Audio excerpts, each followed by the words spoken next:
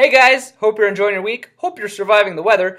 Supposedly the storm of the century. I haven't quite seen it, but maybe I'm just on the wrong side of rapid. Maybe where you guys are, it's getting dumped on, but I haven't seen anything. So as you hunker down for the winter storm, got a few things I want to share with you. The one is just a real quick thought I got out of Leadership Gold. It's a book by John Maxwell and a video series I'm walking through.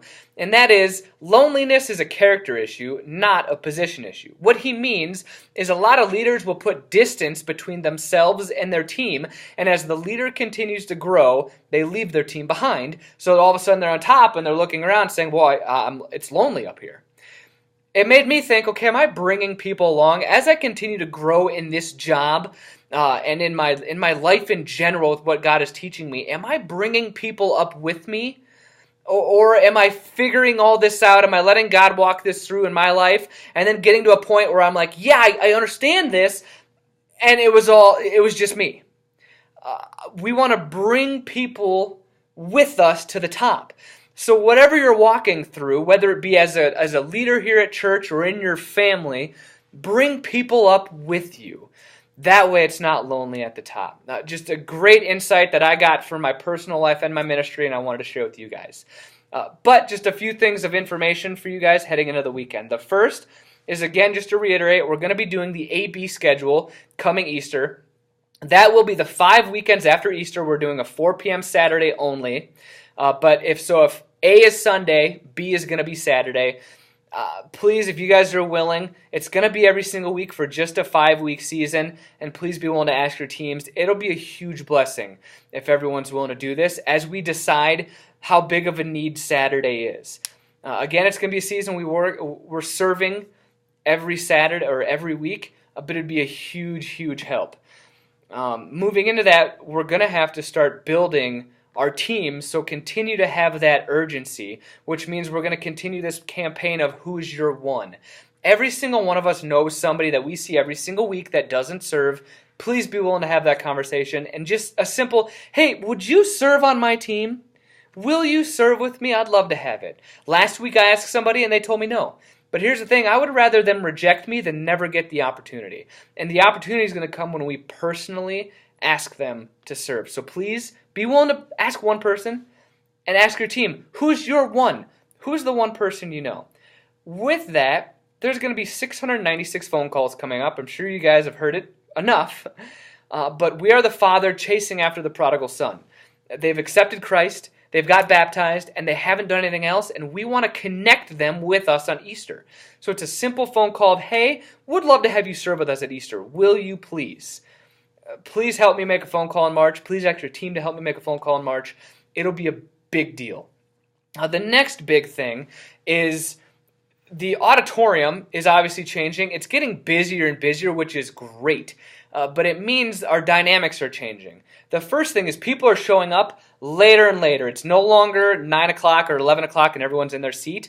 It's 9:15, 9:20, 11:20 when people are finally showing up. So we need to stay where in our positions until that quarter after mark to make sure they still feel welcome when they get here. I don't want someone coming in and thinking, oh man, I'm late, I'm going to get judged.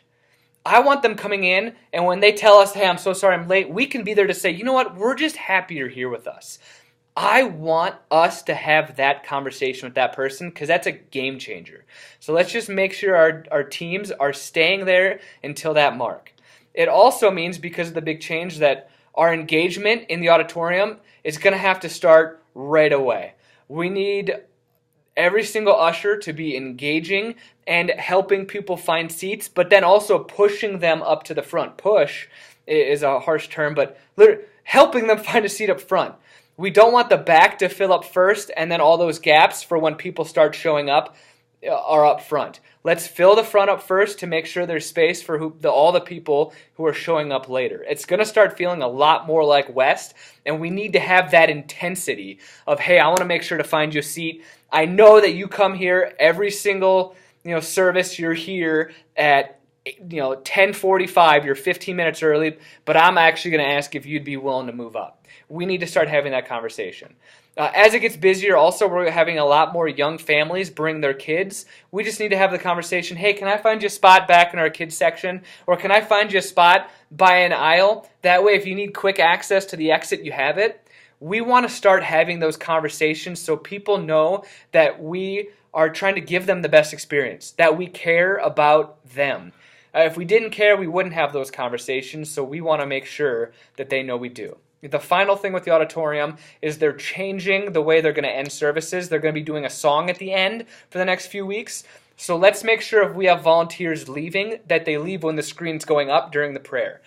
We don't want them leaving and then opening the doors during the song or during the last host moment, because that forces people to disengage with the moment that we want them to have with God. So let's just make sure people are leaving during the screen going up. That's the easiest way to do it. Few things coming up. Communion is going to be March 12th. We haven't done one for a while, but just be prepared if you are on that weekend. March 12th is going to be communion. March 19th is going to be baptism. We have a decent amount signed up already, but just put it in your mind. Start praying for those people who are going to be getting baptized. Easter, of course, is April 16th, and then April 23rd starts the 5 weeks after that. Another thing, I don't know if I said, Nick is going to be leading guest services, so he will share the more vision piece coming up this Sunday, and James Munger is going to be sharing his testimony with you guys this Sunday, so please, if you're around, would love to have you come and hear his story and what God has done in his life, and be supportive of him. One of the final things I wanted to share is and if you guys ever have these, please send them to me so I can tell our prayer team, but then I can also share them here, and that is, please be praying for Sean and Melissa's daughter, Sarah, who they just found out has a brain tumor. So Sarah Redessel, please keep her in your prayers, and that God heals her like we all know he can. Just lift her up and know that God's Spirit is going to take care of her and is going to protect her and heal her and walk her and everyone else through this tough ordeal. But we just want to be praying for them. I love you guys so much. I'm excited to see you this weekend. Hopefully this crazy storm does not affect it. And hopefully I'll see you guys all tomorrow night at the worship night. It's going to be awesome. But we'll see you guys soon.